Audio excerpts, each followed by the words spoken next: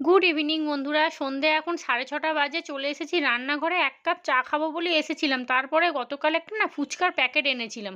হঠাৎ করে মনে পড়ল আর তিশানের তো কী বায়না, মা ফুচকাগুলো ভাজো, আলু সেদ্ধ করো, দেখবো কেমন খেতে লাগে। তবে আমার খুব একটা ভালো লাগেনি, কিন্তু তিশানের খুব ভালো লেগেছে।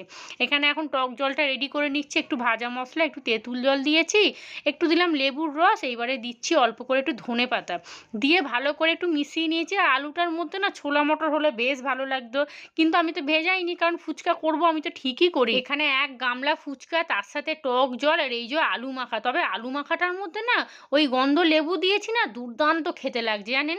এখানে মা ছেলে পেট ভরে ফুচকা খেয়েছে, আজকে পেট ফুলে যাবে একদম। রাতে রান্না বান্না করতে চলে এসেছি। এখানে গোটা আলুর দম করেছি, আর তার সাথে রুটি।